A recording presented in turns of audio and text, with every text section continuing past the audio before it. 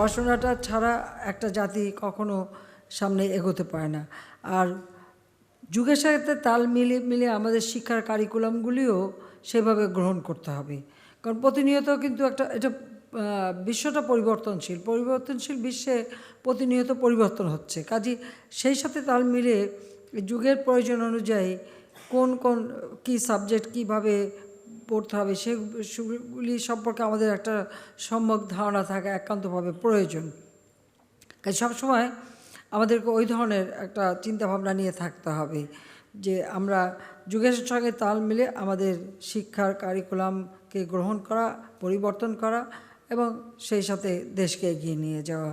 তো যাই হোক, আপনারা অনেক কষ্ট করেছেন করে আজকে এই রেজাল্টটা দিয়েছেন। আমি যারা পাস করেছে, যেমন আমাদের প্রাথমিক এবং এই যে আমাদের বিশেষ করে জুনিয়র স্কুল সার্টিফিকেট পরীক্ষা এবং প্রাথমিক স্কুল সার্টিফিকেট পরীক্ষায় যারাই পাস করেছে সবাইকে আমি আন্তরিক অভিনন্দন জানাই।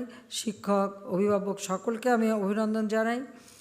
আর যারা পাস করতে পারে নাই, আমি তাদের জন্য এটুকুই বলবো যে তাদেরকে চেষ্টা করতে হবে ভবিষ্যতে যেন আবার ভালোভাবে মনোযোগ দিয়ে পড়াশোনা করে তারা পাস করতে পারে, সেই প্রচেষ্টাটা তাদের থাকতে হবে। তবে আমাদের শিক্ষা মন্ত্রণালয়কে বলবো যে আমাদের স্কুলগুলির দিকে একটু নজর দেওয়া দরকার, যে সেখানে যেন সঠিকভাবে পড়াশোনাটা ঠিকমতো হচ্ছে কি না এই বিষয়টার দিকে একটু বিশেষভাবে নজর দিতে হবে, যেটা খুবই জরুরি বলে আমি মনে করি।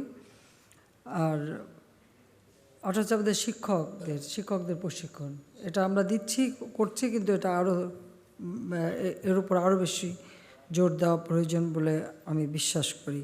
এবং একটা কথা আমি বলতে চাই, যেমন আমাদের ছেলেমেয়েদেরকে সবসময় আমি যেটা বলেছি ছোটোবেলা থেকেই, যে একমাত্র সম্পদ হচ্ছে শিক্ষা। শিক্ষা যদি থাকে এই সম্পদ কেউ কেড়ে নিতে পারবে না, চুরি করতে পারবে না, হাইজ্যাক করতে পারবে না, কেউ কেড়ে নিতে পারবে না। সেটা হচ্ছে একটাই সম্পদ, সেটা হচ্ছে শিক্ষা, বিদ্যা।